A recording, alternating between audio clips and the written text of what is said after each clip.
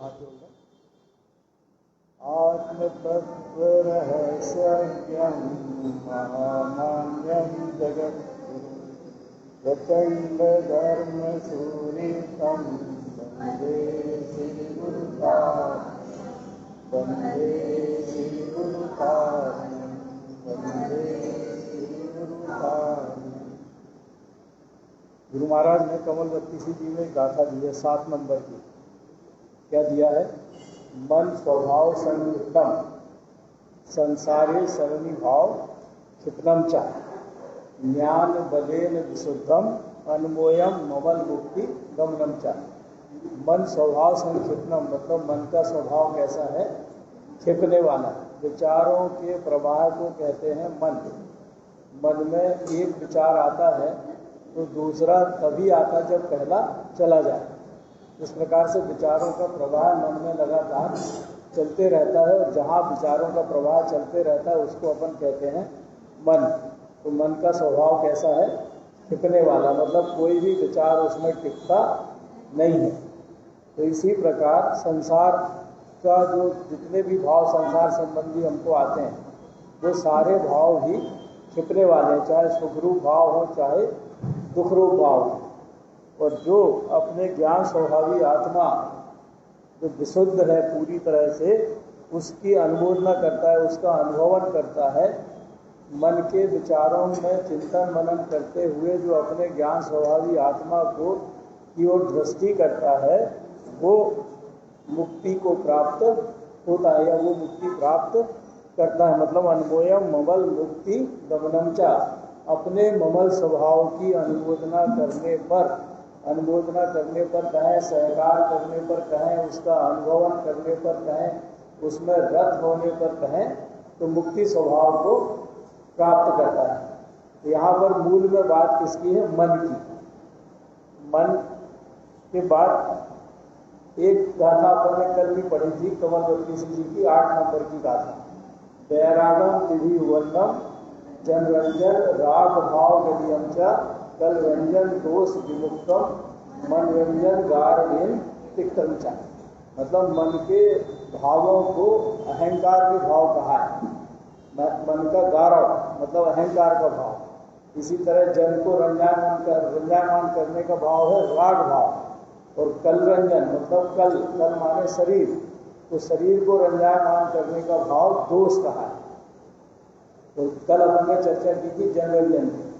आज अपन ये बातें जो अपन कर रहे हैं कि हमारी रोजमर्रा की बातें हैं, हम दूसरों को प्रसन्न करने में लगे रहते हैं तो वो जनरंजन राग के अंतर्गत आता है।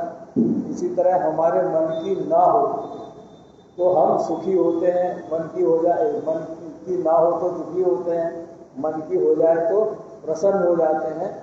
और उसमें मन की कैसे पूर्ति हो रही है या मन के भावों की कैसी पूर्ति हो रही है इसका विचार नहीं करते और अहंकार में फूले रहते हैं। तो उस मन के विचारों को कैसे संयमित करें या कैसे अपने भावों को संभालें, ये गुरु महाराज ने बताया है गाथा क्रमांक 157 से 170 14 गाथाओं में मन की संभाल करना। इसी तरह शरीर में कितने प्रकार के दोष होते हैं और शरीर के रंजायमान बने में हम कितने उलझे रहते हैं, इसका वर्णन गुरु महाराज ने किया है 126 नंबर की गाथा से 156 नंबर तक की गाथा, 30 गाथाओं में। तो ऐसे गुरु महाराज ने इनका वर्णन किया है। तो इसका मतलब ही उन्होंने सारे जीवों की प्रकृति देखी होगी, कौन जन को रंजायमान करने में लगा है, कौन मन को रंजायमान करने में लगा है, कौन शरीर को रंजायमान करने में लगा है। इसलिए उन्होंने ये विस्तृत गाथा दी कि भैया तुम अगर इसमें लगे रहोगे तो तुम अपने को कब देखोगे? दूसरों को प्रसन्न करने में या अपनी मन की करने में लगे रहोगे तो फिर अपने स्वभाव को कब देखोगे? इसलिए इन विचारों को त्यागो और अपने स्वभाव की ओर दृष्टि करो। तो अपने स्वभाव की ओर दृष्टि करने के उद्देश्य से ही उन्होंने ये गाथाएं लिखी और इतने विस्तृत रूप में लिखी। यहाँ अपन उनका संक्षिप्तीकरण करके चर्चा कर रहे हैं, लेकिन ये एक बार जरूर उपदेश उपसार की गाथा पढ़नी चाहिए। कहाँ से कहाँ तक? 99 नंबर से 70 नंबर तक। ज्ञानंद महाराज जी ने बहुत विस्तृत व्याख्या टीका में उसकी की है, तो हमें ये एक बार जरूर पढ़ना चाहिए कि ये गाथाओं में आखिर इसका लिखा क्या है। 91 नंबर की गाथा से 170 नंबर तक की गाथा में तीनों का स्वरूप है, मनरंजन, जनरंजन और कलरंजन। तो अपन बात दोनों की एक साथ करेंगे, मनरंजन और कलरंजन की, दोनों की एक साथ बात करेंगे कि जैसे मन हमारा जो उलझता है, तो मन काय काय में उलझता है, हमारा जो मन उलझता है तो मन काय काय में उलझता है हमारा, क्रोध करने में, मान करने में, मायाचारी करने में, लोभ करने में, ईर्षा करने में, अहंकार करने में, इन्हीं में उलझा रहता है ना पूरा, द्वेष भाव करने में। तो इन भावों में जो उलझा रहता है, तो इससे अपने मन को कैसे पलटें, अर्थात अपने मन को बस में कैसे करें, ये दवाई इसमें दी है। तो जैसे मन की बात अपन करें तो मन किसका राजा है, 5 इंद्रियों का राजा कहलाता है। मन को 5 इंद्रियों का राजा क्यों कहते हैं, क्योंकि वो 5 इंद्रियों के विषय में ही रत रहना इसका स्वभाव है। 5 इंद्रियों के विषय में रत रहने के स्वभाव होने के कारण ही इसको मन को 5 इंद्रियों का राजा कहते हैं, और उस स्वभाव को ही कहते हैं गारव। मन के इस स्वभाव को माने, पंच इंद्रियों के विषयों में रत रह के आनंद मानने के स्वभाव को कहते हैं गारव, अर्थात मनरंजन गारव। मन को रंजायमान करना मतलब प्रसन्न करना। तो प्रसन्न करने के भाव, मन को, मेरी मन की नहीं हुई बोलते ना अपन हमेशा, आज मेरे मन की नहीं हुई, या आज मेरे मन का भोजन नहीं बना, या आज मैं जहाँ सोया था वो नींद अच्छी नहीं आई। हर इंद्री के विषय में लगा लें, इंद्री के विषय भोगों में लगाते ना अपन, भाई जहाँ सोया था वहाँ नींद अच्छी नहीं आई, मतलब स्पर्शन इंद्री की जो कामना पूर्ति होनी थी वो नहीं हुई। भोजन अच्छा नहीं मिला, या भोजन अच्छा नहीं मिला मतलब रसना इंद्री की पूर्ति नहीं हुई। आज मैं कहीं गया था तो इतना विभत्स दृश्य देखा कि मुझे घृणा हो गई उस दृश्य से। तो ये मन में घृणा के भाव आ गया उस दृश्य को देख के, या इतनी सुंदर आज दृश्य देखा कि आनंद आ गया, तो आनंद के भाव आ गए। कहा कि चक्षुन्द्री के विषय को भोग के आज मैंने इतना सुरीला गाना सुना कि मेरी आत्मा तृप्त हो गई, बोलते हैं मन में आत्मा तृप्त हो गई, ऐसा बोलते हैं ना। आज तो भोजन करके आत्मा तृप्त हो गई। अब आत्मा को जबकि उससे दूर दूर तक लेना देना नहीं, लेकिन अपन कहते हैं मेरी आत्मा तृप्त हो गई। तो ये सब जो अपन विचार करते हैं वो अपने मन के विचार हैं, और उन मन के विचार में हम उलझे रहते हैं। अगर विकृत मन है हमारा, कईयों का रहता है ना विकृत मन, आजकल अपन टीवी पे वही देखते हैं, और टीवी पे अपने को लालच तो है, कितने सारे सीरियल आ रहे हैं, उसमें पूरे सीरियल विकृत मन के ही हैं। किसी में क्रोध दिखा रहे हैं, किसी में काम दिखा रहे हैं, किसी में अहंकार दिखाते हैं, किसी में लोभ दिखाते हैं, किसी में भय दिखाते हैं, किसी में चिंता दिखाते। बताओ इसके अलावा कुछ दिखाया हो? कोई भी टीवी सीरियल देख लो, उसमें पति अगर सीधा होगा तो पत्नी अहंकारी होगी, पत्नी सीधी होगी तो पति अहंकारी होगा, पति सीधा होगा तो पत्नी क्रोधी होगी, या माँ क्रोधी होगी, नहीं तो बुआ तो होगी। तो क्या दिखाते हैं? इसके अलावा तो कुछ दिखाते नहीं, और अपन उसको बड़े चाव से देखते हैं, और बड़े चाव से देख के अपने घर में अप्लाई करते हैं वही चीज़ें। किसी के जेवर देख लें, उसमें पहना है जेवर, तो ऐसा मुझे चाहिए, जबकि वो सारे नकली जेवर पहने रहते हैं, और अपन असली की डिमांड करते हैं। तो ये देख देख के अपन बहुत सारे भाव सीख जाते हैं, और वही भाव अपने मन को विकृत बना देते हैं। कहने का आशय केवल ये है कि विकृत मन जब रहता है तो विकृत मन में इसी प्रकार के सारे भाव आते हैं, और वो विकृत मन के को अगर हमने घर में लगा दिया तो बिना कलह हुए घर में रहती नहीं।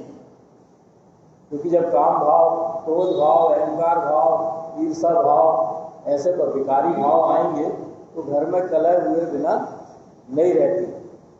तो ऐसे विकृत मन को में हम व्रत नियम संयम भी करते हैं। क्यों करते हैं व्रत नियम संयम? कि हमारी प्रतिष्ठा बढ़ेगी। शरीर कल रंजन अपन ने कहा ना, शरीर को श्रृंगारित करते हैं कि लोग मुझे देखें। अगर मैं अच्छे खूब सारे जेवर पहन के आ गया तो मैं लोगों के पास जा के मिलता हूँ। क्यों मिलता हूँ? कि मेरे जेवर देख लो, मैं आज ये पहन के आया हूँ। अगर नहीं देखा तो मुझे लगता है कि देखो कितनी मेरे को देख तक नहीं रही, या मेरे जेवर की तारीफ नहीं कर रही। पुरुषों में भी है, कई अपनी चैन बाहर निकाल के रखते हैं कि मैं, अरे सबको पता है भैया तू पैसे वाला है, एक चैन की तेरे सामने क्या बकत, लेकिन वो बाहर निकाल के रखते हैं कि देखो मैंने चैन पहनी।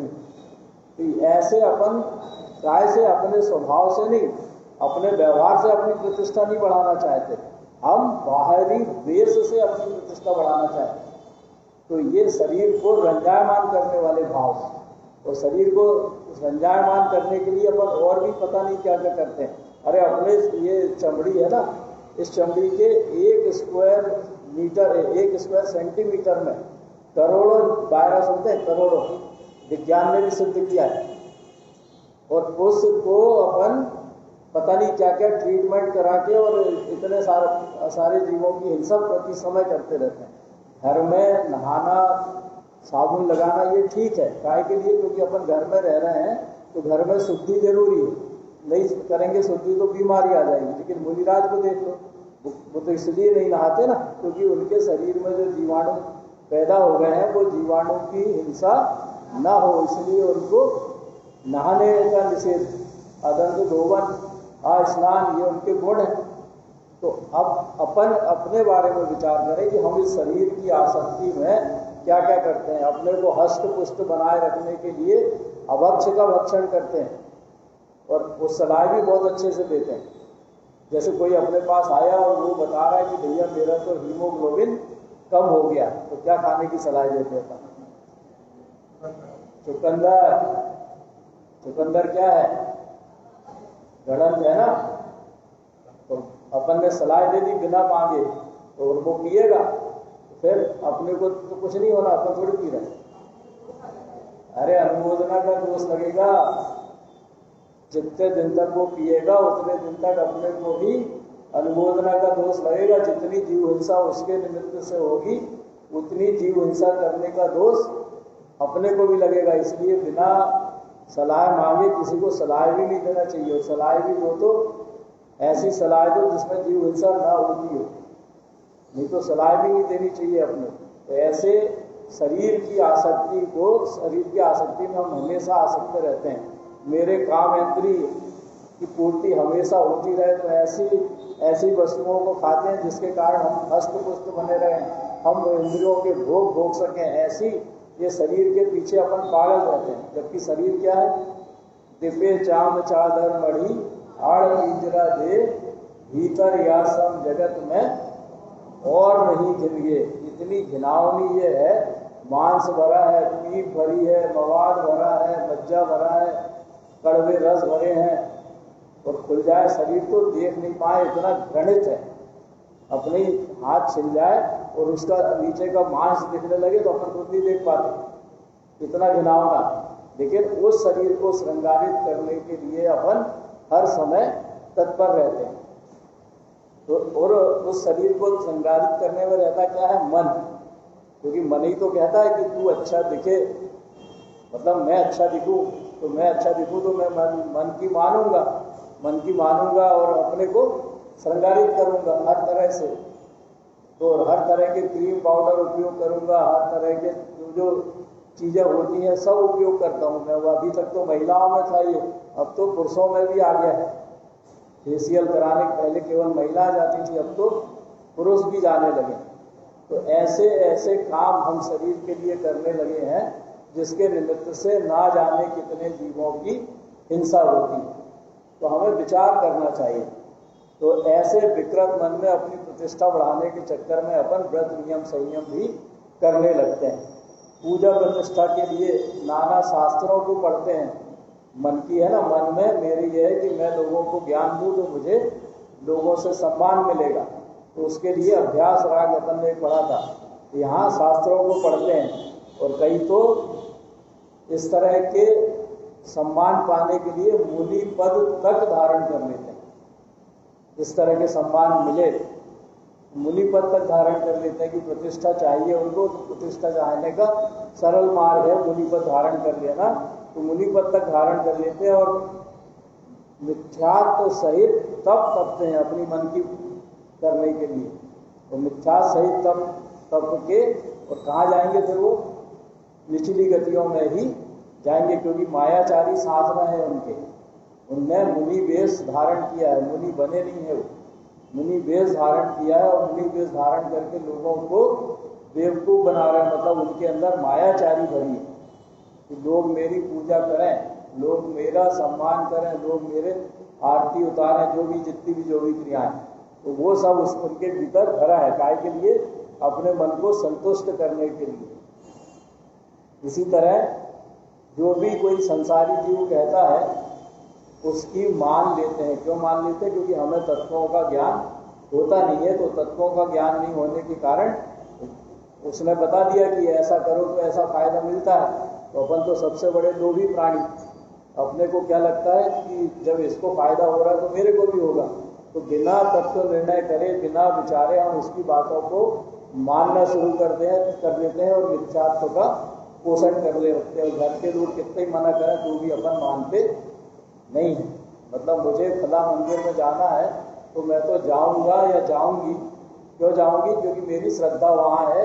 मेरे को फला आदमी ने बताया था कि वो अतिशयकारी चैत्यालय मंदिर है, तो मुझे तो वहाँ जाना है। क्यों जाना है? क्योंकि मेरे वहाँ जाने से कर्म कट जाएंगे। मतलब कोई बीमार हो तो बीमारी खत्म हो जाएगी, कोई के घर धन संपत्ति नहीं आ रही है तो धन संपत्ति आ जाएगी, कोई के घर लड़के बच्चे नहीं हो रहे हैं तो लड़के बच्चे हो जाएंगे, कोई के घर शांति नहीं है तो शांति आ जाएगी, कोई के घर संकट है तो संकट टल जाएगा। ऐसी मान्यताओं को लेके अपन चलते रहते हैं। जैसे नवग्रह का एक जो आजकल नई मान्यता चल रही है, मैंने लिखा था उसको कहीं, नवग्रह मंदिर जो बन गए ना, तो नवग्रह मंदिर के विधान होने लगे हैं, नवग्रह शांति विधान। तो उसमें क्या मान्यता चल रही है? जो विधान कराने वालों ने चलाया है और वो किसी वेशधारी हो, उनने ये मान्यता चलाई है। नवग्रह मंदिर बनाने वालों ने क्या मान्यता चलाई है कि यदि बिना बात के आपके घर में क्लेश हो रहा हो, हर काम बनते बनते बिगड़ रहा हो, शत्रु आकारण परेशान कर रहे हो, सेहत ठीक ना रह रही हो, मान सम्मान नहीं मिल रहा हो, बच्चे की बुद्धि का विकास नहीं हो रहा हो, तो इसका मतलब है कि आपके यहाँ आपका घर नवग्रह दोषों से ग्रस्त है। ये चला हुआ है भाई, व्हाट्सएप पे तक आता है। मैंने व्हाट्सएप से ही नोट किया था। बताओ आप कितनी उल्टी मान्यता ले लेके हम बैठे हैं। अब इसको अगर देखें, घर में क्लेश हो रहा तो क्यों हो रहा? अपनी विकृत मानसिकता के कारण। हमारी कुछ पाने की इच्छा है और सामने वाला पूरी नहीं कर रहा, तो सामने वाला पूरी नहीं कर रहा तो मुझसे लड़ रहे, तभी तो लड़ाई होती ना कि मुझे कुछ चाहिए और आपने मुझे लाके दिया नहीं, तो जब तक आप दोगे नहीं तब तक मैं आपसे झगड़ूंगा। क्यों? क्योंकि मुझे तो चाहिए, मेरे मन की होनी चाहिए ना, तो इसलिए क्लेश हो रहा। या बनते बनते कोई कार्य नहीं हो रहा तो उसकी 5 संभाई के आधार पर निश्चय से देखे तो होनहार नहीं है। लेकिन यहाँ कह रहे हैं नवग्रह दोष। तीसरा, शत्रु परेशान कर रहे हैं। तो शत्रु तो किसने बनाया था? पूर्व जन्मों में मैंने ही तो बनाया था, तो वही अब परेशान कर रहे हैं। तो यहाँ नवग्रह दोष कहाँ से आ गए? इसी तरह सेहत ठीक नहीं रह रही, तो सेहत ठीक क्यों नहीं रह रही? मैंने खुद ने असाता वेदनी कर्म का बंद किया, अशुभ नाम कर्म का बंद किया, बहुत सारे शत्रु अपने पूर्व जन्म में बनाए, वही शत्रु तो वायरस बन के मेरे शरीर में घुसे, तो वो जब तक बदला नहीं लेंगे तब तक जाएंगे नहीं। इस कारण मैं बीमार हूँ। लिख तो इसमें नवग्रह कहाँ से आ गया? इसी तरह बच्चे की बुद्धि का विकास नहीं हो रहा, तो बच्चे का तो भैया ज्ञानावर्णी कर्म का उदय चल रहा है, और ज्ञानावर्णी कर्म के उदय के कारण उसकी बुद्धि का विकास नहीं हो रहा, और वो ज्ञानावर्णी कर्म उसने पूर्व जन्म में बांधा था, वही उदय में आ रहा, तो उसको कौन बदल देगा? इसी तरह मान सम्मान नहीं मिल रहा, तो मान सम्मान कब मिलता है? मान सम्मान केवल तब मिलता है कि खूब पाप करते रहो, खूब पाप करते रहो, और यश प्रकृति नाम कर्म का उदय है तो मान सम्मान झक मार के मिलेगा। और खूब धर्म करते रहो, और अगर अयस प्रकृति नाम कर्म का उदय है तो मान सम्मान किंचित भी नहीं मिलेगा। तो ये कर्म आधारित है, ये भी मान सम्मान की, तो इसमें नवग्रह कहाँ से आ गया? लेकिन हम मन की संतुष्टि के लिए कि मेरे घर में कलह चल रही है, मेरे घर में वातावरण अच्छा नहीं है, मेरे घर में बच्चे मंद बुद्धि हो रहे हैं, तो मैं जाके नवग्रह शांति विधान करा लूँ, पहुँच जाते हैं अपन। ये कहाँ अपने मन की संतुष्टि के लिए ही तो पहुँच रहे ना अपन वहाँ। जबकि नवग्रह माने सूर्य चंद्रमा आदि ग्रह, और वो तो अपने अपने विमान में बैठे हैं, अपनी अपनी रानियों देवियों के साथ वहाँ पर भोगों को भोग रहे हैं। अपन लेंगे, अगर कल शायद स्वर्ग का अपना वर्णन रह गया है, मध्यलोक और अधोलोक तो अपन ने पढ़ लिए, ऊर्ध्वलोक और बचा तो अपन उसकी भी चर्चा करेंगे। तो वो तो अपनी देवियों के साथ मस्त हैं, उनको कहाँ फुर्सत है किसी को देखने की। व्यंतर हुए तो वो घूमता भी रहता है, ज्योतिष देव तो निकलते भी नहीं है विमान से, केवल तीर्थंकर परमात्माओं के समोसरण में जाते हैं या रमण करने सुंदर स्थानों पे जाते हैं, बाकी तो कहीं जाते नहीं वो। तो फिर उनको फुर्सत नहीं, और अपन उनको लेके चिंता कर रहे हैं कि वो हमारे घर में कलह पैदा कर रहे हैं। कहाँ की ये मान्यता है बताओ आप? कितने बड़े बड़े मिथ्यात्व अपन ने पाल रखे हैं। ऐसे ऐसे मिथ्यात्व को पाल के और अपन फिर मन को संतुष्ट करना चाहते हैं। पति मान लो धार्मिक हो और पत्नी मिथ्या दृष्टि हो, तो पत्नी के साथ पति को झकमार के जाना पड़ता है कि भैया पत्नी नाराज ना हो जाए, नहीं। या पति मिथ्या दृष्टि हो और पत्नी सम्यक दृष्टि हो, तो वो पत्नी को खींच के ले जाता है, मेरे साथ तो चलना पड़ेगा। तो अपन खुद तो डूब रहे हैं, दूसरे को डुबाने को और तैयार है, जो मन से डूबने को तैयार नहीं है उसको भी डुबा लेते हैं साथ में। तो ऐसा अगर अपन करते हैं तो अपने को विचार करना चाहिए भैया कि मन में जो आ रहा है वो सही है कि नहीं। कहीं अपन अपने मन को संतुष्ट करने के लिए तो ऐसा नहीं कर रहे हैं। अगर अपन मन को संतुष्ट करने के लिए ऐसा कर रहे हैं और उसमें आनंद मान रहे हैं कि आज मेरे मन की हो गई, तो फिर वो मनोरंजन गारव है। मनोरंजन गारव से अशुभ कर्मों का ही बंध होता है। तो मन अपन कहते तो हैं हमारा मन हमारे बस में नहीं है, हमेशा अपन कहते हैं, और अपन वास्तव में तो अपन बस में करना नहीं चाहते।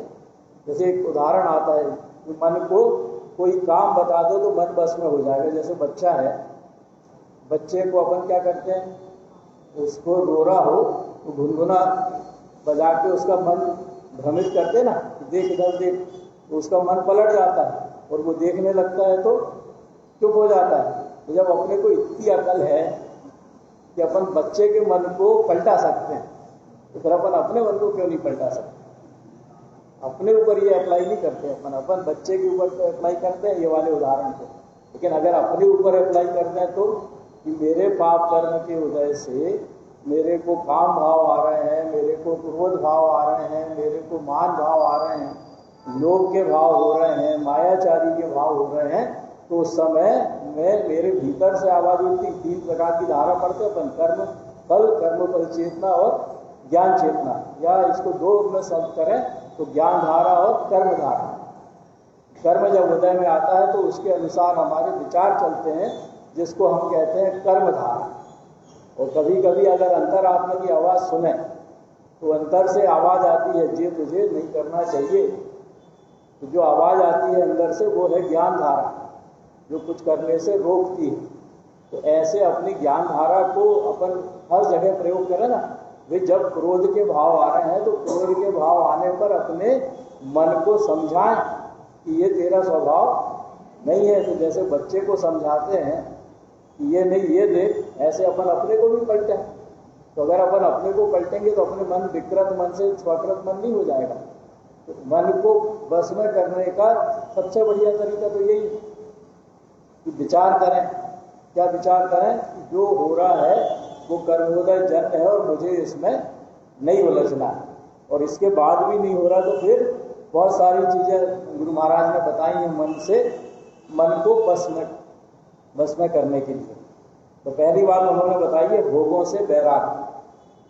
भोगों से वैराग्य मतलब यहाँ पर सिद्धांत की बात पहले करी है उन्होंने कि आत्म सुख के अतिरिक्त संसार में कोई सुख नहीं है। और ये तो कटु सत्य है कि सांसारिक सुख में अगर सुख होता, किसी भी इंद्रिय के विषय में सुख होता, तो हम उस इंद्रिय विषय को हमेशा भोगने में सक्षम होते नहीं। लेकिन हम बुढ़ापा जब आता है तो हमारी इंद्रियां इतनी शिथिल हो जाती हैं कि किसी भोग को भोगने लायक नहीं रह पाते।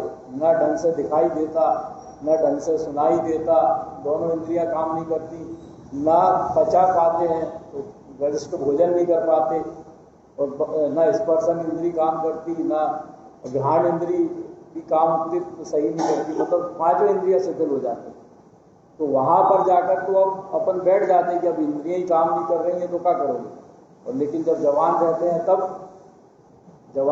तब तो मुझे हर इंद्रिय के विषय भोग मुझे चाहिए ही चाहिए। क्यों चाहिए? क्योंकि मेरा मन कह रहा है। वहां पर अपन मन की सुनते हैं, और जहाँ पे कमजोर हो गए तो फिर वहां पर मन अपने आप कहता है कि नहीं, ये इंद्रिय विषय तो बहुत सुखाभास है, सुख नहीं है। कब? जब कुछ करने लायक नहीं रहे तब विचार करते हैं अपन। तो तब तक तो लेकिन नदी में पता नहीं कितना पानी बह जाता है।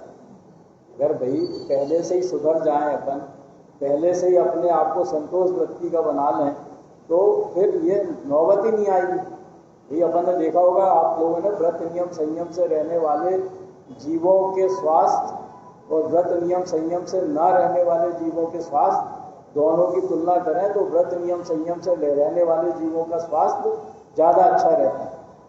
क्यों रहता है? क्योंकि वो अपने आप को बांध के रखते हैं। काय में बांध के रखते हैं? इंद्रिय संयम उनका रहता है, और इंद्रिय संयम के कारण उनके जीवन में विकार कम उत्पन्न होते हैं। मन में विकार कम उत्पन्न होते हैं, और विकार कम उत्पन्न होते हैं तो उन विकारों में वो उलझते भी नहीं। और कर्मोदय जन्म अगर विकार उत्पन्न होते भी हैं तो उनको वो डाइवर्ट करते हैं, मन को बदलते हैं कि नहीं, ये जो कुछ विचार आ रहा है वो तो कर्मोदय जन्म परिणमन है, और मुझे अपने ज्ञान स्वभाव की ओर दृष्टि करनी है। अर्थात इस संसार में आत्म सुख के अलावा कोई ऐसा सुख नहीं है जो सुख हो। बाकी सब अगर है भी तो सब सुखाभास है। इस तरह से जब विचार करते हैं तो फिर मन में वैराग्य आता है। क्यों वैराग्य आता है? इसलिए आता है कि मेरा स्वभाव क्रोध करना नहीं है, मेरा स्वभाव मान करना नहीं है, मेरा स्वभाव मायाचारी करना नहीं है। मतलब ये गुण मेरे में है ही नहीं। मेरे में तो केवल जानने और देखने के गुण हैं। तो फिर वर्तमान में जो शरीर मुझे मिला है वो शरीर तो इस वर्तमान पर्याय भर के लिए है, और उस शरीर को जब मैं छोड़ूंगा तो पता नहीं कौन सी पर्याय में जाऊंगा। तो इसके भोगों से फिर होता क्या है? वैराग्य होता है। और ऐसा वैराग्य जब होता है तो फिर अपने आप कामेच्छा कहें, क्रोध के भाव कहें, सारे भाव अपने आप समित होते हैं। समित होते हैं जब भाव, तो मन अपने आप बस में हो जाता है। और ऐसे भोगों से अगर वैराग्य हो जाए तो अपने आप हम अपने मन को बस में कर सकते हैं। नहीं तो फिर अपन पढ़ते भी हैं लौकिक में, जैसा खाए अन्न वैसा होए मन। तो वैज्ञानिकों ने, मनोवैज्ञानिकों ने बोला भी है, जैसा खाए अन्न वैसा होए मन के लिए मनोवैज्ञानिकों ने बोला भी है कि अगर तुम खूब खटाई खा रहे हो, खूब मिर्च खा रहे हो, खूब चटपटी चीज़ें खा रहे हो, तो तुम्हारे को क्रोध आएगा ही आएगा। ये कोई शास्त्र का नहीं है, मनोवैज्ञानिकों का कथन है। अगर तुम खूब नमकीन पदार्थ खा रहे हो और खूब गरिष्ठ भोजन कर रहे हो तो तुम्हें काम भाव आएगा ही आएगा। अगर तुम खूब घी तेल की चिकनाई वाले पदार्थ खा रहे हो तो तुम्हें मायाचारी करने के वक्र परिणाम आएंगे ही आएंगे। और इसी तरह घी तेल चिकने के पदार्थ के बाद लोभ से अगर बचना है तो मतलब खूब भरपेट भोजन नहीं कर रहे, उलोदर की जगह दूधोदर कर रहे हैं। मतलब ये भी खा लूँ, वो भी खा लूँ, वो भी खा लूँ, ऐसे अगर अपने भाव हैं तो वो लोभ के को बताते हैं कि जैसे पता नहीं कल मिलेगा कि नहीं, या घर में कोई ऐसी चीज़ मिली बनी जो मुझे बहुत पसंद है, तो बहुत पसंद है तो फिर मैं उस चीज़ को ज़्यादा खा लेता हूँ। क्यों खा लेता हूँ कि बहुत दिन बाद मिली है, एक तो ये सोच, और दूसरा पता नहीं फिर बाद में कब मिलेगी। जैसे मैंने मान लो बाजार का खाना छोड़ दिया, उदाहरण है, आंखों देखा, मैंने बाजार का खाना छोड़ दिया तो घर का केक बना, आटे का केक बना, मैदे का भी नहीं। और एक व्यक्ति जिसने बाजार का केक छोड़ा हुआ है तो उसने भरपेट केवल केक खाया। अब बताओ आप, ये लोग कसा है कि नहीं है? भरपेट केक खाया उसने, मतलब भोजन ही नहीं किया। क्यों? क्योंकि ये केक तो मुझे मिलते ही नहीं है खाने को, तो भैया खाए को छोड़ा। हाँ भाई, प्रेम से, जब ऐसी परिणति है तो छोड़ो ही मत, खाए को छोड़ना, प्रेम से खाओ बाहर का केक भी। अगर अपने लोग कसाय को नहीं रोक पा रहे तो फिर काहे को नियम लेना है, और नियम अगर लिया है तो फिर उसमें संतुलित रहे। तो ऐसे कसायों के बाद अपन चर्चा करें तो दूसरा मन को वश में करने के लिए है नियम से रहना। नियम से रहना का मतलब शुद्धि पूर्वक। अपन ने जैसे कल 8 शुद्धि पढ़ी थी ना, चैत्यालय आने के लिए 8 शुद्धि, तो वो 8 शुद्धि तो अपने को हमेशा अपनाना चाहिए, जिसको नियम से रहना है।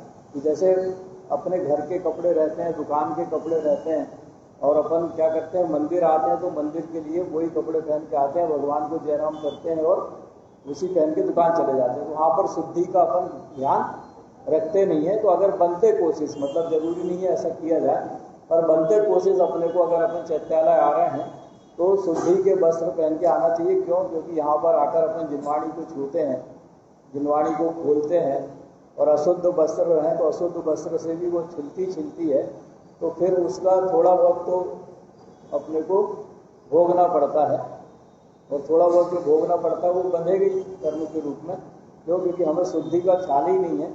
हमने जिनवाणी को तो एक मतलब पुस्तक समझ लिया, जैसे लौकिक पुस्तक अपन कैसे भी हाथ से छू लेते हैं, ऐसे अगर अपन जिनवाणी को भी छू रहे हैं तो सामान्य पुस्तक छूने में और जिनवाणी को छूने में क्या अंतर है? तो ऐसी शुद्धि का ध्यान रखें।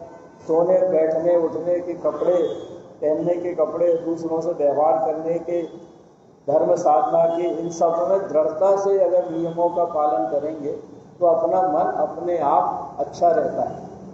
जैसे मैं सुबह मंदिर आऊँ तो मैंने भी एक जोड़ी कपड़े मंदिर के अलग टांग दिए। दूसरी समाज में अपन कहते हैं कि उनका पुण्य बढ़ रहा, क्या करके बढ़ रहा है? केवल एक आधा घंटे की पूजा करके बढ़ रहा, और मैं यहाँ पर 10-10 घंटे पूजा कर रहा हूँ तो भी मेरा पुण्य नहीं बढ़ रहा। अरे वो पुण्य की क्रिया भले ही आधा घंटे की हो रही हो, लेकिन उस आधा घंटे में उस व्यक्ति के पूरे समय मंद कसाए हैं, सारी 8 प्रकार की शुद्धि का वो पालन कर रहा है। करते कि नहीं? जाते हैं तो कपड़े बदलते हैं मंदिर में, या घर से दूसरे पहन के जाते हैं शुद्धि के कपड़े, और फिर बाद में जाके पूजा करते हैं। तो जब मंद कसाय के परिणाम सहित कोई भी क्रिया की जाए तो पुण्य तो बढ़ता ही है। और हम अपने चैत्यालय में आते हैं तो हमें तो केवल दर्शन करना है, दर्शन करके निकलना है, वही दुकान जाना है, समय नहीं है।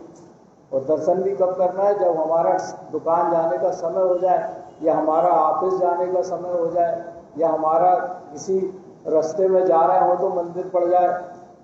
तो ऐसे समय, चलो मंदिर आए हैं, ऐसे कपड़े पहने तो दर्शन करके जाने में कोई हानि नहीं है। लेकिन अगर आपको जिनवाणी छूना है तो जिनवाणी छूने के लिए तो शुद्धि का ध्यान हमें रखना चाहिए, क्योंकि जितना हम शुद्धि का ध्यान रखेंगे उतना हमारे परिणाम सुधरेंगे, उतने हमारे मंद कसाय के परिणाम रहेंगे, और जितने हमारे मंद कसाय के परिणाम रहेंगे उतनी अधिक पुण्य की वृद्धि होगी या पुण्य का बंद होगा। इसलिए नियम की जब अपन बात करते हैं तो नियम तो हम ले लेते हैं, लेकिन उन नियमों को कैसे पालन करना चाहिए इसका विचार हम नहीं करते, और मनमानी करते रहते हैं। और मनमानी करके कहते हैं कि मेरे घर तो धन पैसा बढ़ नहीं रहा, तो कहाँ से बढ़ेगा भैया? पहले अपन देखा तो कि हम कर क्या रहे। इसी तरह तीसरा मन को वश में करने के लिए है मन की क्रियाओं पर विचार करना। मन की क्रियाओं पर विचार करना माने हमारे मन में कौन से भाव उठ रहे हैं, फिर उनका कारण ढूंढें, क्यों उठ रहे हैं, तो फिर कारण ढूंढ के उन कारणों को से दूर होने का प्रयास करें। जैसे चलते चलते कभी कभी होता है कि किसी को देख के अपने आप अपने को क्रोध आता है।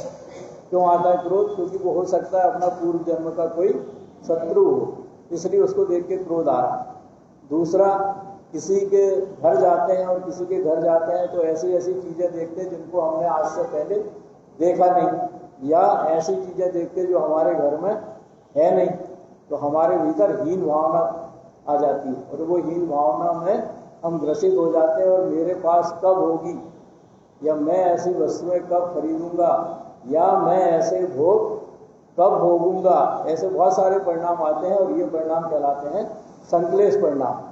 तो संक्लेश परिणाम आने पर अपनी वो चीज़ों की पूर्ति के लिए फिर मन कहता है कि तू भी जैसा वो कमा रहा है मायाचारी करके, पाप करके, लोभ करके, ऐसा तू भी कमा। तो इस तरह से हम भी फिर उस प्रकार से करने लगे अगर, तो फिर हमारा मन की करने लगे अपन वहाँ भी, तो फिर मन बस में कहाँ रहा। तो अपन उस कारण के पास ही ना जाए जिस कारण से हमारी क्या होती है, मन में विकृति आती है। मतलब ऐसे स्थान पर ही ना जाए जिससे हमारे मन में विकृति आती है, क्योंकि जाएंगे और देखेंगे तो विकृति तो आएगी। और ये केवल मन की बात नहीं है, इंद्रिय विषय भोगों को लेकर भी ये बात कही जाती है, उसमें अपने को सतर्क रहना चाहिए। फिर आता है मन के कहने में नहीं चलना। मन के कहने में नहीं चलना क्यों? क्योंकि मन हमको भयभीत करता है, हमेशा डराता है, ऐसा नहीं करोगे तो ऐसा हो जाएगा। मान लो मेरे को किसी ने कह दिया कि तेरे को रोज ये काम करना चाहिए, या तेरे घर में तुलसी का पौधा लगा है तो तुझे तुलसी के पौधे में नहा धो के छना पानी ही डालना चाहिए। अब बोल दिया उसने तो वो बोल के निकल गया, और मेरे घर में तुलसी का पौधा लगा और मेरे में डर बैठ गया। उसने बता भी दिया कि तू ऐसा नहीं करेगा तो तेरे घर ये हो जाएगा। अभी तक तो मैं पौधे को पौधे ही समझ रहा था, लेकिन अब वो पौधा मेरे लिए भगवान बन गया।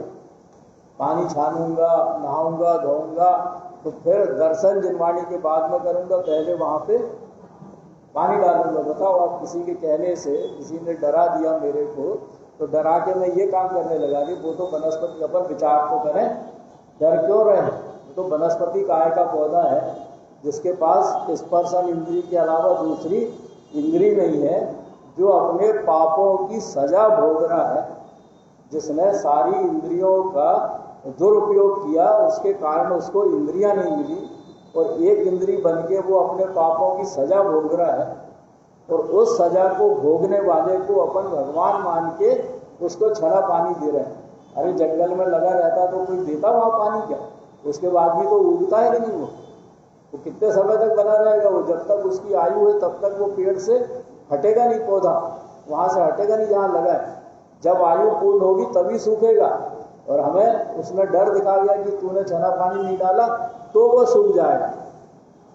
तो कहाँ कहाँ अपन उलझ जाते हैं लोगों, मतलब हर तरह की भ्रांति में उलझ जाते हैं अपन। या दूसरा वो आ जाते हैं कि वहाँ जाके धागा नहीं लपेटा तो तेरे घर में शांति नहीं आएगी, तो अपन चले जाते हैं धागा लपेटने या पानी डालने किसी के घर तो नहीं, किसी पेड़ के नीचे।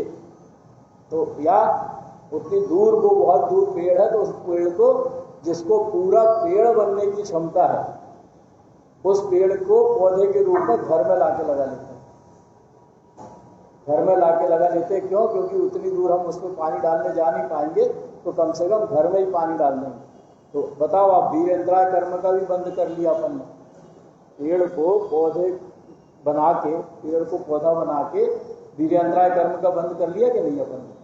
उसकी शक्ति को रोक दिया अपन ने बढ़ने से, गमले में लगा के, क्योंकि गमले में उसको जितना भोजन चाहिए उतना भोजन नहीं मिलेगा, तो उसके भोजन में अंतराय डाला। क्योंकि जमीन पे जब पेड़ रहता है तो जमीन पे वो जड़ों से पानी भी सोखता है, और पानी के साथ उसको दूसरी चीज़ें भी मिलती है खाद्य के रूप में। और अपन क्या कर रहे हैं, उसको गमले में जरा सी मिट्टी में लगा दिया, तो जरा सी मिट्टी में लगा के और छोड़ दिया, पानी भर डाल रहे हैं, तो उसको जितना पानी चाहिए बढ़ने के लिए उतना भी नहीं मिल रहा और बढ़ भी नहीं पा रहा। तो अपन ने अंतराय डाल दिया, एक तो उसके भोजन में, तो दूसरा उसको बढ़ने से रोक दिया। तो काय का भोग अंतराय कर्म का भी बंद कर लिया और वीरंतराय कर्म का भी बंद कर लिया, और मिथ्यात्व का पहले, क्योंकि मैं उसकी पूजा कर रहा हूँ, उस जीव की पूजा कर रहा हूँ जिसमें जीव तो है लेकिन देवत्व तो है ही नहीं। उस जीव को देव मान के मैं पूजा कर रहा हूँ, तो मिथ्यात्व का पोषण कर रहा हूँ। तो दर्शन मोहनी कर्म का बंद कर लिया। अज्ञान दशा में कर रहा हूं तो ज्ञानावर्णी कर्म का बंध कर लिया, और ज्ञानावर्णी बंधा तो दर्शनावर्णी बंधेगा ही बंधेगा। तो कौन सा कर्म छूटा बंधने से, बताओ आप। सारे कर्म मेरे बनेंगे, और सब कर्म जब उदय में आते हैं तो बांधते समय तो हमें पता नहीं रहता कि हमने क्या बांधा, और उदय में आते हैं तो अपन रोते हैं। फिर मैं तो खूब पूजा पत्री कर रहा हूँ, फिर मेरे घर में दुख क्यों है? मैं तो खूब धर्म के काम करता हूँ, फिर मेरे घर में बीमारी क्यों है? अपन फिर ऐसे खिलकते।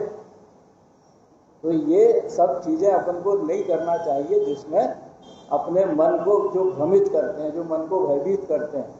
ऐसे ही सूरज, वो तो बेचारा अपने विमान में बैठा है, उसको फुर्सत नहीं है किसी को देखने की, वो सूरज को पानी देते हैं, जबकि सूरज जिस पृथ्वी से उसका विमान बना है वो विमान है उद्योत आताप नाम कर्म के जीवों का। आताप नाम कर्म का मतलब है ऐसे जीव जिसके शरीर से किरणें निकलती हैं, गर्म किरणें, और अंदर वो ठंडा रहता है। तो वो आतप नाम कर्म के उदय वाले जीवों से बनी पृथ्वी या उसका विमान, उससे निकलती रहती है बाहर किरणें, और उसका विमान अंदर रहता है ठंडा, और वो किरणें आ रही हैं अपने पृथ्वी पर, उससे हो रहा है प्रकाश। और वो सूरज देवता जो ज्योतिष देव है, वो अपनी देवियों के साथ, पता नहीं शायद 16,000 होती, उन देवियों के साथ वो अपने रास रंग में मस्त है, और अपन उसको पानी डाल रहे हैं कि भैया तू हमारे घर में शांति ला देना या जो कुछ भी ला देना।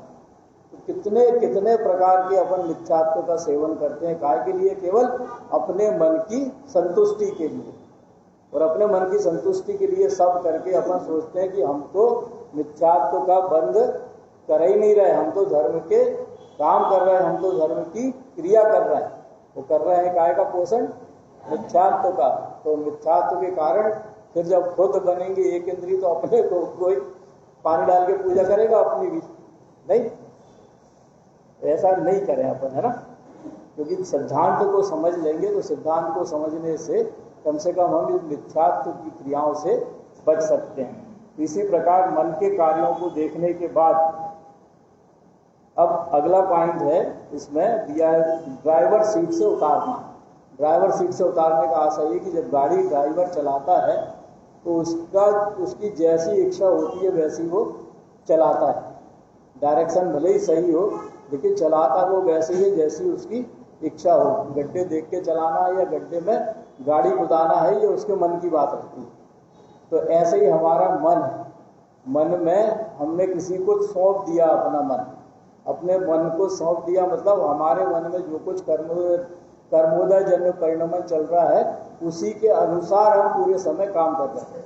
जैसे कर्मोदय में आ रहे हैं वैसे कार्य कर रहे हैं। मेरे मन में काम वासना आ रही है तो मैं काम वासना में उलझा हूँ। मेरे मन में अहंकार के भाव आ रहे हैं तो मैं अहंकार में उलझा हूँ। मेरे मन में वक्रता के परिणाम आ रहे हैं तो मैं वक्रता में उलझा हूँ। मैंने मतलब अपने मन को किसको सौंप दिया है? कर्म के उदय को। मैं उसमें विचार भी नहीं कर रहा कि मुझे ये करना चाहिए या नहीं। मतलब कर्म का उदय हो गया ड्राइवर, और वो ड्राइवर मेरे मन को जैसा चाहे वैसा चला रहा है।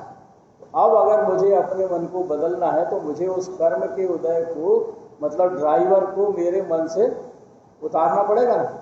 तो जैसे अपन ने वो खिड़की का उदाहरण लिया था, दरवाजे का, कि जो मेरे दरवाजे में प्रवेश कर रहा है उसको मुझे दरवाजे के भीतर आने देना है या नहीं, ये डिसाइड करने वाला मैं हूँ। तो मैं ऐसे विकारी परिणामों को जो मेरे मन को काम भाव में, क्रोध भाव में, मायाचारी में उलझाते हैं, उनको आने से हाथ दिखा दूं कि नहीं भैया तुझे अंदर नहीं आना है, तो उसकी ताकत है कि आएगा वो अंदर? नहीं आएगा। लेकिन वो जाएगा कैसे? तो उसके लिए अपने को, अपने मन को दूसरी दिशा में ले जाना पड़ेगा। और दूसरी दिशा में ले जाने के लिए तत्व निर्णय और भेद ज्ञान, ये दो दवाई हैं जो अपने मन को दूसरी दिशा में ले जा सकती है। कि मैं विचार करूं कि मैं तो जानने देखने वाला हूं, कुछ करने वाला नहीं। तो कर्ता भाव हटेगा तो क्रोध मान माया लोग के जो भाव आ रहे हैं, काम भाव आ रहे हैं, उनसे अपने को भिन्न देखने का आएगा। और क्रोध में कोई को हानि पहुंचाने की भावना हो रही है तो तत्व निर्णय ये बताएगा कि मैं तो हानि पहुंचा नहीं सकता, अगर उसको हानि पहुंचने होगी तो पहुंचेगी, नहीं पहुंचना होगी तो नहीं पहुंचेगी। तो तत्व निर्णय मेरे मन को शांत करेगा, मेरे क्रोध को शांत करेगा, मेरे अहंकार को शांत करेगा। तो जब ये दोनों दवाई मैं मन को दूंगा तो निश्चित रूप से मन मेरा शांत होगा, मतलब मैं कर्मोदय जन्म परिणमन में नहीं उलझूंगा। तो ऐसे अपन को जो कर्म के उदय है उसको अपने मन से दूर करना। एक बढ़िया उदाहरण देते हैं कि जैसे एक व्यक्ति ने, कहानी है केवल ये, तो जिन्न को सिद्ध कर लिया। जिन्न को सिद्ध करते हैं ना लोग, कि उसकी सेवा में जिन्न खड़ा हो जाता है आके, बोल मेरे आका क्या करना है। तो वो जिन्न को तो काम चाहिए, उसको प्रति समय काम चाहिए कि बताओ क्या करना है। उसने कहा ये सामान वहां रख दे, उसने रख के आ गया, फिर खड़ा हो गया, बोलो मेरे आका क्या करना है। तो ऐसे दिन भर जब वो आके काम पूछने लगा तो वो परेशान हो गया आदमी, क्या कराऊंगे इससे। तो उसने क्या किया, उसने कहा जिन्न से तू इस खंभे पे चढ़ और उतर। तो अब वो पूरे समय चढ़ेगा उतरेगा, उसको काम मिल गया, तो अब वो अपने पास पूछने आएगा क्या, नहीं आएगा। ऐसे अपन मन को काम बता दें, मन को काम बता दें माने अपन जब मन अपना विकृत हो रहा हो, जब अपना मन विचलित हो रहा हो तो स्वाध्याय करने लगे, आत्मचिंतन करने लगे, वेद ज्ञान तत्व निर्णय का चिंतन करने लगे। जो अच्छी बातें अपने जीवन में गुजरी हैं उन अच्छी बातों के बारे में चिंतन करने लगे तो हमारा मन पलट जाएगा। जब हमारा मन पलट जाएगा तो अपने आप हमारे भाव बदल जाएंगे, मतलब जिस संकलेश परिणाम की तरफ अपन बढ़ रहे थे उन संकलेश परिणामों को करने से बच जाएंगे। ऐसे करके अपन अपने मन को बस में कर सकते हैं। जैसे क्रिकेट का बल्लेबाज होता है तो क्रिकेट का बल्लेबाज क्या करता है, उसकी तरफ गेंद जब आती है तो बल्ले से वो उस गेंद को केवल दिशा देता है। पढ़ते ना अपन स्क्वायर कट और ये वाला कट वो वाला कट, मतलब उसने दिशा दी केवल, और उस दिशा के देने पर वो गेंद उसी दिशा में जाती है जिस दिशा में उसने मारा है या कट किया है। ऐसे ही हम अपने मन को जो दिशा देंगे मन उसी दिशा में जाएगा। और मन को दिशा देने वाले ड्राइवर कौन है, हम खुद है ना। तो हम जैसी दिशा देंगे उसको मन को, वैसी दिशा में वो जाएगा। अगर हमारा मन काम भाव से ग्रसित हो रहा है और हम उसको हवा दें, जैसे अग्नि को हवा देने पर ज़्यादा प्रज्वलित होती है, ऐसे अपन अपने मन को हवा दें, मतलब उसी तरह के भावों को और विचारेंगे तो वो मन उसी तरफ जाएगा। और अगर हम जो काम भाव हो रहे हैं उसके बारे में विचार ना करके उसके विपरीत दिशा के विचार करते रहेंगे तो विचार तो, मन तो विचारों का प्रवाह है, उसमें एक बार में एक ही विचार रहता है, तो वो विचार चला जाएगा तो दूसरा आएगा, फिर अपने मन में उठने वाले विकृत परिणाम अपने आप चले जाएंगे। तो इसलिए कहा जाता है कि अपने मन को हम इस तरह से कंट्रोल कर सकते हैं। क्यों कर सकते हैं, क्यों ऐसा होता है, तो जब अपन अनादिकाल से हैं तो अनादिकाल से प्रत्येक जीव के साथ 4 संज्ञा हैं। कौन कौन सी संज्ञा है, आहार, भय, मैथुन और परिग्रह। ये 4 संज्ञा अनादिकाल से अपने साथ है, मतलब हमें हमेशा भोजन करने के लिए आहार चाहिए ही पड़ता, किसी को सिखाना नहीं पड़ता कि वो कैसे भोजन करेगा, बच्चा होते साथ भोजन करना सीख जाता है। जब भी कुछ हमारे को लगता है आशंका कि मेरे को कोई हानि पहुंचा सकता है तो अपन भयभीत हो जाते हैं। जैसे अपन शांत कहीं बैठे हों, वो शांत बैठे और अचानक से कोई अपने कान के पास आके कोई आवाज़ कर दे, तेज आवाज़, तो अपने को भय लग जाता ना उस समय। तो ऐसी भय संज्ञा हमारे साथ हमेशा रहती है। इसी प्रकार मैथुन संज्ञा, किसी भी जानवर को ये नहीं सिखाना पड़ता कि मैथुन क्या होता है, लेकिन सारे जीवों में ये क्रिया होती है। तो अपने में भी ये मैथुन संज्ञा अनादिकाल से। और परिग्रह, परिग्रह इकट्ठा करने की भावना सारे जीवों में होती है, हमें तो दिखाई देती है। पेड़ जो होते हैं वो कई पेड़ ऐसे भयानक होते कि वो आसपास का पूरा पानी खींच के अपनी जड़ों में इकट्ठा कर लेते हैं। क्यों इकट्ठा कर लेते हैं कि जब पानी गर्मी पड़ेगी तो वो गर्मी में उनको वो पानी का उपयोग आएगा, मतलब उनको तो पता नहीं गर्मी सर्दी, तो उनको जब पानी की कमी होगी तो वो जड़ों का पानी लेंगे। तो इस तरह से वो इतना परिग्रह का हमारे भीतर एक इंद्री से लेकर सारे जीवों में परिग्रह इकट्ठा करने का भाव होता है। अपन धन संपत्ति इकट्ठी करते हैं, आभूषण इकट्ठे करते हैं, वो पानी, उसका भोजन पानी है तो वो पानी इकट्ठा करता है। तो इस तरह से परिग्रह की भावना हमारे भीतर हर समय रहती है। तो ये चार संज्ञाएं जब अपना जोर दिखाती हैं, क्योंकि हमारे मन को यही चार संज्ञाएं हैं जो भ्रमित करती हैं, तो जब ये चार संज्ञाएं अपना जोर दिखाएं तब हम अगर इनके बस में ना आए तो हम अपने मन को नियंत्रित कर सकते हैं, और अगर अपन इनके बस में हो गए तो हम अपने इनको नियंत्रित नहीं कर सकते। तो मन को नियंत्रित करने के लिए विकथाएं करना मना है। विकथाएं अपन कल 25 प्रकार की देखी थी, तो विकथाएं करना मना है, मतलब टीवी पे जो विकथाएं चलती हैं उन विकथाओं में उलझना मना है। लेकिन 4 प्रकार की ऐसी कथाएं कही गई हैं जिनको हम पढ़ के अपने मन को विकृत होने से बचा सकते हैं। तो वो 4 प्रकार की कथाओं में पहली है आक्षेपणी कथा। आक्षेपणी कथा मतलब जिसमें लोक का वर्णन है, 24 तीर्थंकर परमात्माओं का वर्णन है, श्रावक धर्म मुनि धर्म का वर्णन है, द्रव्य का पंचास्तिकाय का इसका वर्णन है। ऐसे प्रथमान योग जिसमें तीर्थंकर आदि परमात्माओं का वर्णन होता है, लोक का वर्णन जिसमें होता है वो करणान योग, या श्रावक धर्म मुनि धर्म आदि का जिसमें वर्णन होता है वो चरणान योग, या आत्मा या 27 तत्वों का जिसमें वर्णन होता है वो द्रव्यान योग। तो इनका जिनमें वर्णन किया गया है उसमें से जिस अनुयोग में अपना मन लगता हो उस अनुयोग की कथा को या उस अनुयोग के विषय वस्तु को अपन पढ़ सकते हैं, तब जब हमारा मन विकृत हो रहा हो या मन को कोई दूसरी दिशा देनी हो। तो जरूरी नहीं है कि शास्त्र खोल के बैठे। आजकल तो सबके पास मोबाइल है और गूगल करेंगे, जो पढ़ना हो वो उसमें उपलब्ध है, तो घर में बैठ के मोबाइल में देख के भी पढ़ा जा सकता है। लेकिन इसको पढ़ने का फायदा ये होता है कि अपना मन जो खूब विचलित रहता है उस मन को हम नियंत्रित कर सकते हैं। एक कुछ नहीं करो, अपन कोई भी तीर्थंकर परमात्मा की जीवनी लेके खोल के बैठ जाओ, उसी को पढ़ो। घर में फालतू बैठे हैं, मन नहीं लग रहा, तो कोई भी परमात्मा की जीवनी लेके बैठ जाओ।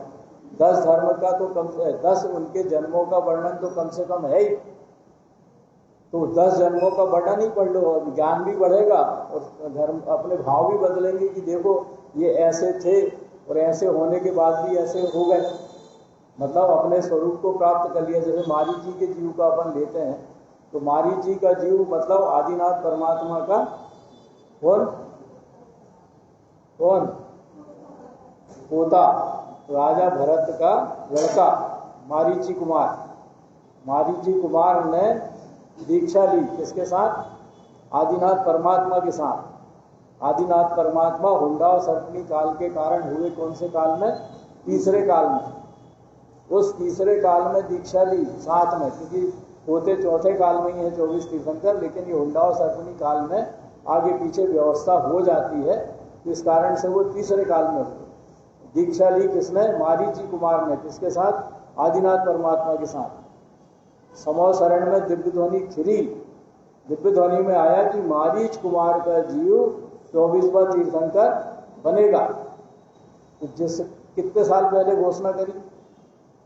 42,000 वर्ष कम एक कोड़ा कोड़ी सागर तो चौथा काल, और उसके पहले तीसरा काल जिसमें उनकी 84 लाख पूर्व की आयु थी, उसमें से 1 लाख पूर्व की आयु बची थी। कुछ साल गए होंगे उनके केवल ज्ञान होने में। 1 लाख पूर्व माने एक पूर्व अपन पढ़ते हैं 70,56,000 करोड़, 70,56,000 करोड़ वर्ष बराबर एक पूर्व। तो उसमें 5 शून्य और बढ़ाएंगे तब होगा 1 लाख पूर्व। तो 1 लाख पूर्व जब बचा था तब उन्होंने दीक्षा ली थी। तो चलो 2000 साल, 5000 साल, 10,000 साल निकल गए हो, तब उनको केवल ज्ञान हुआ हो, उसके बाद बताया, तो भी वो बहुत बड़ा काल है। और उसके बाद एक कोड़ा कोड़ी सागर और 40,000 वर्ष कम। इतने साल पहले उन्होंने घोषणा करी। क्या घोषणा करी? कि ये 24वां तीर्थंकर बनेगा। तो पर्याय क्रमबद्ध निश्चित है, अटल है। जिसको विश्वास नहीं होता ये सुन के तो विश्वास होना चाहिए, क्योंकि एक एक समय की पर्याय क्रमबद्ध निश्चित अटल है। अब उसके बाद वो कुलकर थे आदिनाथ परमात्मा। आदिनाथ परमात्मा कुलकर थे और वो कुलकर ही लोगों को बताते हैं कि कैसे खेती करना है, कैसे व्यापार करना है, कैसे हंसी मसी कृषि, जो 4 चीजें अपन कहते हैं उद्योग, वो वही बताते हैं। तो फिर लोग सीखते हैं और सीख के फिर वो हंसी मसी कृषि आदि करते हैं। और जब तीर्थंकर परमात्मा जन्म लेते हैं उसके पहले भोग भूमि रहती है। भोग भूमि में धर्म रहता नहीं, क्यों? क्योंकि वहां पर केवल जीव भोग भोगने जाता है। और फिर जब तीर्थंकर परमात्मा की दिव्य ध्वनि गिरती है तब से धर्म का प्रारंभ होता है। वो धर्म शुरुआत में एक ही रहता है, जिन धर्म। लेकिन मारीच कुमार का जीव तो समय तक किसी को नहीं पता था किस तरह से मुनियों को भोजन दिया जाता है, आहार दिया जाता है। तो जितने मुनि उनके साथ हुए थे उसमें से कई मुनि इधर उधर घूमने लगे। भाई कईयों को भूख सहन नहीं हो रही, कईयों को हो रही। तो वो भूख सहन नहीं हो रही तो कई लग गए कंदमूल फल खाने में, कोई कुछ खाने में। और उसी समय मारीच कुमार के जीव ने 363 मिथ्या मत को चला दिया। क्यों चला दिया? क्योंकि उनको खाने को नहीं मिल रहा था। तो जैसे वर्तमान में अपनी दुकान चलाने के लिए लोग ये मंदिर और वो मंदिर और ये सब बता के अपनी दुकान चला रहे हैं, ऐसे ही वहां पर उन लोगों ने दुकान चलाने के लिए कि हमको भोजन मिलने लगे तो 363 मिथ्या मत चला दिए। उस समय से ये मिथ्या मत शुरू हुए और फिर वो मिथ्या मत चलते चलते आज करोड़ों की संख्या में हो गए। और वही मारीच कुमार का जीव उन मिथ्या मत को चलाने के कारण जो पर्याय अपन विचार कर सकते हैं उन सब पर्यायों में गया। विकलेंद्री भी बना, एक इंद्री भी बना, सैनी पंचेंद्री भी बना, असैनी पंचेंद्री भी बना, सब कुछ बना। और उसके बाद और पूछा कि वो क्या बना? नारायण भी बना, त्रिपष्ट नारायण। मतलब इतने मुनि व्रत करके इतना पुण्य भी कमाया कि त्रिपष्ट नाम का नारायण भी बना। और फिर कहाँ गया? नरक। नरक से आया निकल के तो बना सिंह। और जब उसकी काल अवधि आई तो सिंह की पर्याय में वो पलट गया जी। सिंह के पर्याय में हिरण को मार के खा रहा था और काल अवधि आई तो विचार करने लगा कि ये हिरण जो अभी फड़फड़ा रहा था इसने फड़फड़ाना बंद क्यों कर दिया। तो ज्ञान आया उसको कि अगर इसमें से कुछ तो निकल गया है जिसके कारण इसने फड़फड़ाना बंद किया। और 3 चारण रिद्धि मुनि वहां पर आए, उसको संबोधा कि तू तो ऐसा है, ऐसा बनने वाला है। और उसको संबोधा और उसकी ज्ञान जागृत हुआ और उसको क्या हो गया? सिंह की पर्याय में सम्यक दर्शन हो गया। सम्यक दर्शन होने के बाद उस सिंह ने करवट नहीं बदली, जिस स्थिति में था उसी स्थिति में वो रहा। और उसके बाद उसने प्राण त्यागे और फिर स्वर्ग में देव हुआ, वहां से आके मनुष्य हुआ और फिर बाद में तीर्थंकर बना। मतलब ये तो 10 भाव पहले की कहानी है सिंह की पर्याय। उसके बाद 10 भाव में अलग अलग पर्याय में आया, मुनि बना, तपस्या करी, तीर्थंकर प्रकृति का बंद किया, फिर देव बना और फिर मनुष्य बन के और फिर वो जीव तीर्थंकर बना। तो ये अपन कहते हैं ना कि ब्रह्मा विष्णु महेश कहाँ से आ गया? ये तीर्थंकर परमात्मा के 1000 नाम है। उन 1008 उन 1008 नामों में ये नाम नहीं है। और जैन धर्म ही था पहले, दूसरे धर्म तो उसके बाद उगे हैं। और सबने जैन धर्म में से ही कुछ ले लेके अपने धर्मों में लिखा है। 84 लाख योनि में जीव पैदा होता है, ये सबसे पहले आदिनाथ परमात्मा ही ने बताया था और कोई नहीं था बताने वाला उसके पहले, क्योंकि उसके पहले तो भोग भूमि थी। तो कौन बताएगा फिर? तो बताया तो आदिनाथ परमात्मा ने था।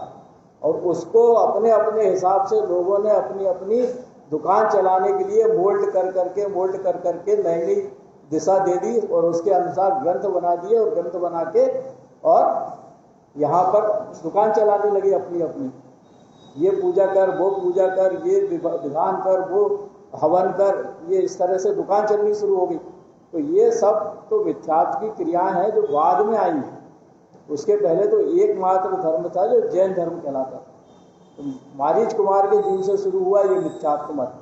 तो ऐसे अपने को बहुमान आना चाहिए कि हमें ये जो जिनको मिला है, अपन पढ़ते हैं ना उसमें कौन सा एक काय में आता है वो सुकुल जिनवाणी करके, यह मानुष पर्याय सुकुल सुनबो तो कुल सुनवो जिनवाणी और ये विधि गए ना मिले उदधि जो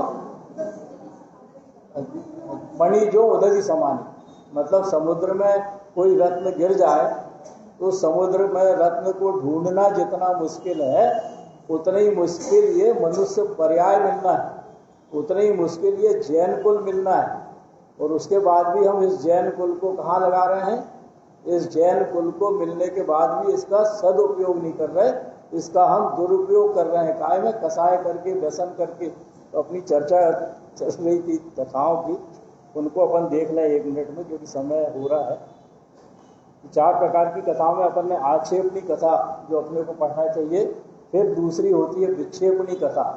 विक्षेपणी कथा मतलब जिसमें जैन मत के सिद्धांत जो अपनी चर्चा की चल रही थी उसी से संबंधित इसमें लिखा है कि कोई अगर कह रहा है कि ब्रह्मा विष्णु महेश कहाँ से आए तो उसका समाधान इस प्रकार के ग्रंथों में दिया गया है जिनको कहते हैं विक्षेपणी कथा। कोई कह रहा है कि धरती चलती है, पृथ्वी स्थिर नहीं है, तो पृथ्वी स्थिर क्यों नहीं है वो प्रश्न उठाया तो फिर उस प्रश्न का समाधान इसमें दिया। मतलब ऐसे शास्त्र जिसमें लोगों के द्वारा की गई शंकाओं का, जिन मत के विरुद्ध की गई शंकाओं का समाधान किया गया है, ऐसे कथा वाले शास्त्रों को कहते हैं विक्षेपणी कथा वाले। मतलब अन्य मतों ने जो जो प्रश्न जिन मत पर उठाए हैं उन प्रश्नों को उठा के उनका खंडन इसमें किया गया है। इसी तरह तीसरी होती है संवेदनी कथा। संवेदनी कथा मतलब जिसमें ज्ञान, चारित्र, तप, वीर और इनका अभ्यास करने से आत्मा में कैसी कैसी अलौकिक शक्तियाँ प्रकट होती हैं, इसका विस्तृत वर्णन। 47 शक्तियाँ पढ़ा होगा, सुना होगा आप लोगों ने, 47 शक्तियाँ। तो 47 शक्तियाँ जो प्रकट हो सकती हैं आत्मा में, वो कैसे होती हैं, कौन कौन सी साधना करने से होती हैं, उनका वर्णन है संवेदनी कथा वाले ग्रंथों में। या विस्तार से धर्म का फल या पुण्य का फल कहाँ, किसको, कितना, कैसा मिलता है, इसका विस्तार से वर्णन इस प्रकार के ग्रंथों में मिलता है। इसी तरह निर्वेजनी कथा चौथा होता है। तो निर्वेजनी कथा मतलब जिसमें वैराग्यवर्धक कथाएं, संसार से विरक्त कराने वाली कथाएं, या शरीर, भोग, जन्म मरण की परंपरा से कैसे जीव उभर सकता है या कैसे उनसे वैराग्य जीवों को हो सकता है, ऐसी कथाओं को बताने वाला ग्रंथ है निर्वेजनी कथा वाला ग्रंथ। तो अगर हमें पढ़ना ही है तो इन 4 कथाओं को पढ़ें, क्योंकि इन 4 कथाओं को पढ़ने से हमेशा हमारा मन हमारे बस में रहेगा, कभी विकृत नहीं होगा। और जब विकृत नहीं होगा तो ना हमारे भीतर क्रोध आएगा, ना मान आएगा, ना माया आएगी, ना लोभ आएगा, और ना ही व्यसनों को भोगने के भाव आएंगे। तो ऐसे अपन अपने मन को और अपने शरीर को बस में कर सकते हैं। ऐसी देशना गुरु महाराज की हम सबके लिए। बोलिए श्री गुरु महाराज की जय। जय नमोस्तु।